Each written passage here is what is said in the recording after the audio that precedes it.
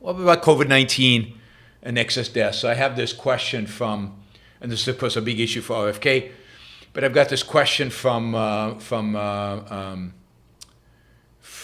listener, Jim Wild. He says he's a long-time objectivist, and he has a few questions for me. And one of them is, he says he's always been concerned about COVID mRNA vaccines, for they have never been serially tested on humans. That's just not true, and had never been tested on long-term effects. No drug is really tested on long-term effects. If you think about years and decades, there'd be no drugs on the market if they were tested on that. Indeed, no treatment is really tested on long-term effects. You'd have no innovation if you waited until long-term effects to rise up. And so he's very suspicious of the uncanny number of people in my direct environment experience grave side effects, including death within weeks, and in some cases hours after getting the COVID jab. An interesting fact, nobody in my extended environment, I know a lot of people, has died following a COVID vaccine. Nobody. I mean, nobody has even got really bad side effects from the COVID vaccine. I know a lot of people. I travel a lot around the world. I meet a lot of people. Nobody. Now, I don't know if that's just me. That's something unique. I don't know. But we've all been vaccinated, and nobody that I know of has had any serious side effects. Not saying that some people don't get serious side effects. Nobody that I know has died. Nobody. But I keep meeting people who say, oh, I know a lot of people. And I wonder if you actually made a list of the people they actually know, if they named them and everything, how many there really are. Anyway, he says, never having trusted big government or its corporatist cronies and big pharma. Do you mean these corporate cronists that constantly produce drugs that save the lives of millions of people around the world? Whose vaccines have saved the lives of hundreds of millions of people around the world over the last, 70, 80 years or whatever. That big pharma. And also, of course, remember mRNA vaccines. What is the relation between mRNA vaccines and big pharma? Well, Pfizer. But Pfizer didn't really develop the mRNA vaccine. Who developed the mRNA vaccine? Anybody know? I mean, two companies. Moderna and what's it called? I had it on the tip of my tongue a second ago. BioNTech. Is BioNTech big pharma? BioNTech big pharma? No. BioNTech is a small biotech company. Made a lot of money, but it was a small biotech company out of Germany, run by two Turkish immigrants. Right. That's big pharma. What about Moderna? Moderna was a startup with really no product, no real revenue. Big pharma? Wasn't big pharma.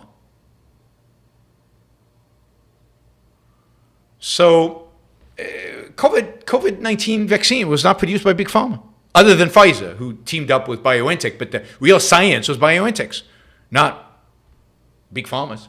Anyway, don't trust big pharma. Don't trust the CDC. Considered media, censorship, Facebook and other media, and all of that. Fauci and the rest of the government here in the board spoke in one voice, added to the famous actors, doctors, da-da-da-da-da.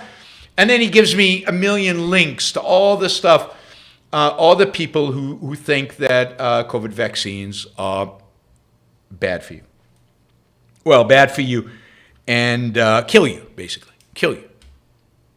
Excess deaths have increased because of COVID vaccines. All right, so let me say for the, I don't know how manyth time, that I believe that all that stuff, all those links, all those doctors, John Campbell and everybody else, and a bunch of others, I don't know, Olson and there's a bunch of them that have made now a career. They've made gazillions of dollars. The former New York Times writer, Berenson, I think, who've made millions of dollars on this lie about COVID-19, about the vaccines. I don't believe a word they say. I don't trust anything they do. Again, I have watched their videos. Every time I've looked at the data, every time I've taken one of their claims and actually gone into the papers and looked at their data, they're lying. or they're deceiving, or they're misrepresenting. They're just wrong. Now, I can't do that for every claim they make. I can't do that for every single paper.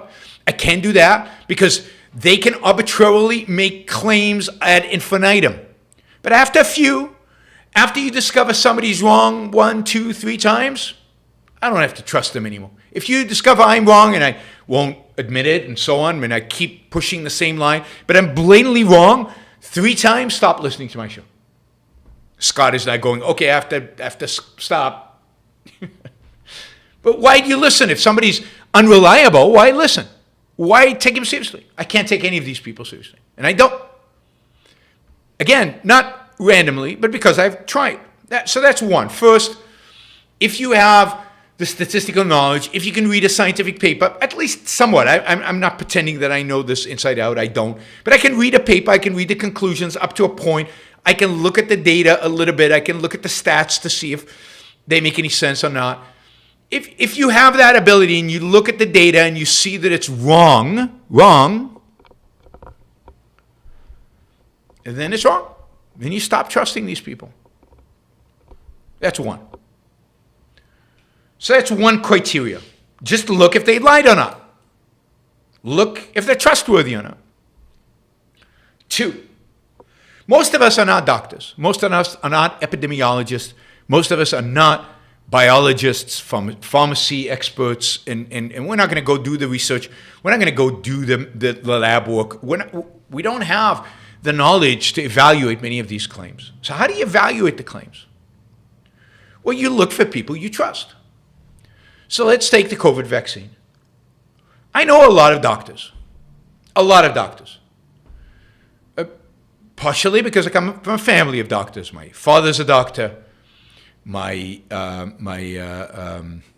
father's doctors. I have cousins who are doctors. I have a niece who's a doctor. I'm missing doctors. Anyway, my father has, most of my father's friends are doctors. So I've hung around doctors since I was a kid. I've hung around hospitals since I was a kid. I know doctors, a lot of doctors. And doctors I trust. My dad, his reputation in Israel was as one of the best doctors in the country. Not to say he couldn't make mistakes, but I trust my dad as a doctor. So I have a lot of family who are doctors. Then I have acquaintances and friends who are doctors. A lot of them. People I know. People I'm friendly with. People I'm acquainted with. A lot of doctors all over the place. Then I have a lot of doctors. I just do. I have a concierge doctor in California. And before the concierge, before this doctor, I had a different one, another doctor. I'm talking about medical doctors, right? And then I have a doctor here in Puerto Rico. Again, I have one now, but during COVID, I had somebody else. And all of these doctors are my doctors because I vetted them, because I chose them, because I trust them, because they seem to know what they're talking about healthcare. And then the doctors I kind of follow on, like I'm reading a book now by Dr. Peter Attia, who I recommend, Dr. Peter Attia, on lifespan, which I'm still relatively early on in the book, but I, so far, highly recommend, sounds really good. A lot of my doctors, like my concierge doctors in California, and this doctor, are not, and Attia, are not conventional doctors. They're more functional medicine kind of doctors. So I know a lot of doctors, friends with a lot of doctors, friends with, and have a lot of family who's doctors. Now, these people I believe, I trust, more than I trust some random doctor who goes online and who says, COVID's going to kill you. COVID vaccines are going to kill you. Because I know them. Because I've vetted them. And I'm sure you know doctors. You have a doctor. You could check around other doctors. But you find people who know, people with knowledge, who you can trust. It's not easy. I'm in a good situation with regard to doctors because I have a lot of connections. And if I wanted, if I get sick with something really bad, there's a lot of people I can call to get advice, to figure out what the best treatment is, to do all that. who I trust. And of all the doctors I know, I don't know, 30, 40, 50, there's, something like that, dozens of doctors I know. There's only one who is skeptical about vaccines. Nobody else is. Not a single one of these other doctors are. And about COVID vaccines, not a single one of them. I don't know, my dad has had the vaccine. He's been boosted 2-3 times. I don't know, however many they allow in Israel. Was my dad poisoning himself on purpose? Is he going against his own medical knowledge? Can he not read the medical papers? Does he not know mRNA? It's never been tried on humans. Of course it's been tried on humans. Moderna and BioNTech have been trying mRNA vaccines on humans for years now. They haven't been successful, but they know they don't harm. Are the vaccines risk-free? Of course not. No medication is risk-free. You take Advil, it's not risk-free. You take Tylenol, it's not risk-free. No medication that you take is risk-free. Are there certain age groups that where COVID vaccines can cause heart problems? Yes, we knew this from relatively early on. And I indeed argued early on that I don't think young people should get vaccines. Certainly not. I didn't think children should get vaccine, and I think healthy young people probably didn't need the vaccine. I didn't think it was a problem if they got it, but I didn't think they needed it. Why? Because COVID was not a threat to them. Not a significant threat. By the way, a bigger threat than the vaccine, but not that big of a threat. But, and if you look, so that's a second thing. A third thing, if you look, I'll just say this is simple. You don't need a degree in statistics for this. If you look at countries, if you look at the 10 most vaccinated states in the United States versus the 10 least vaccinated states in the United States, just look at that. The 10 states most vaccinated, highest percentage vaccination, the ones with the least percentage vaccination. And you look at excess deaths, it's not even close. During, COVID and post-COVID, the states with the least number of vaccinated people have the most deaths. By a lot. I mean, controlled for the size of the population. By a lot. It's not even close. It's not even close. So, I throw up my hands because it is shocking the extent to which people are open, receptive to conspiracy theories, because, and with good reason, we don't trust the, quote, political authorities. All right? But it doesn't mean if you don't trust the political authorities, I don't trust the political authorities. It doesn't immediately mean that I have to trust the kookiest, craziest nutcase who comes in the corner spouting the latest ridiculous conspiracy theory. You don't trust the political authorities, search for better authorities.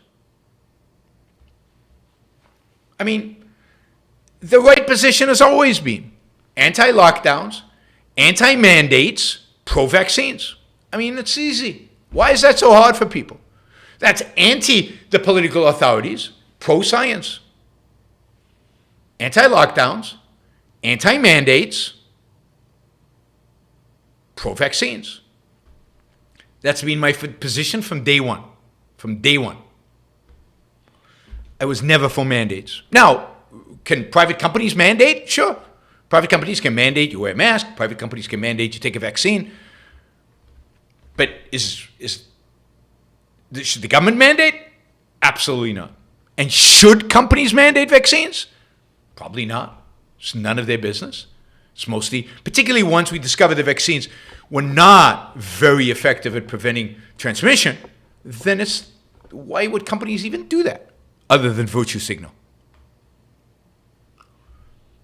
So, but this is a position people can't hold. No, if you're lockdowns. And if you're anti-mandates, you must be anti-vaccines. No, I'm not.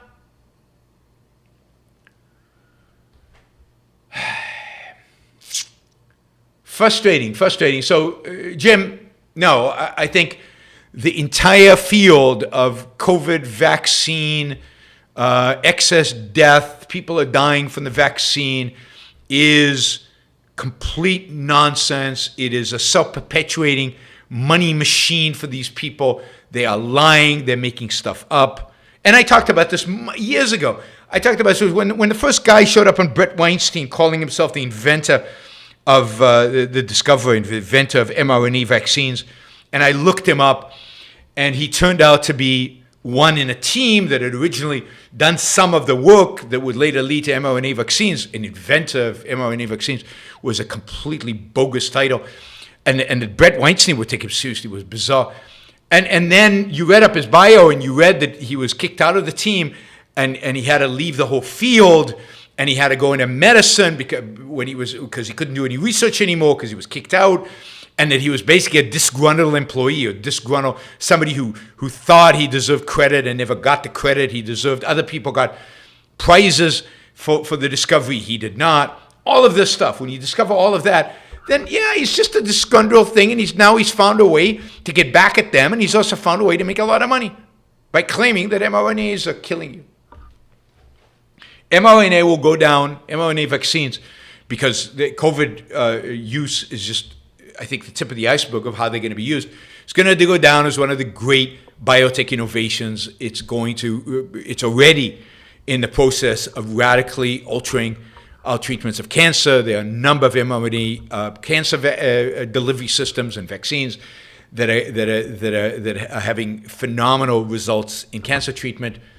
And yes, they bear risk. All drugs, any drug that is prescribed, or even over-the-counter drug. I mean, have you ever read the disclaimers, the side effects on pretty much every drug? Scary, spooky stuff. Scary, spooky stuff. Thank you for listening or watching the Yaron Brook Show. If you'd like to support the show, we make it as easy as possible for you to trade with me. You get value from listening. You get value from watching. Show your appreciation. You can do that by going to yaronbrookshow.com/support, by going to Patreon, Subscribestar, Locals, and just making a appropriate contribution on any one of those channels. Also, if you'd like to see the Yaron Brook Show grow, please consider sharing our content, and of course, subscribe. Press that little bell button right down there on YouTube so that you get an announcement when we go live. And for those of you who are already subscribers and those of you who are already supporters of the show, thank you. I very much appreciate it.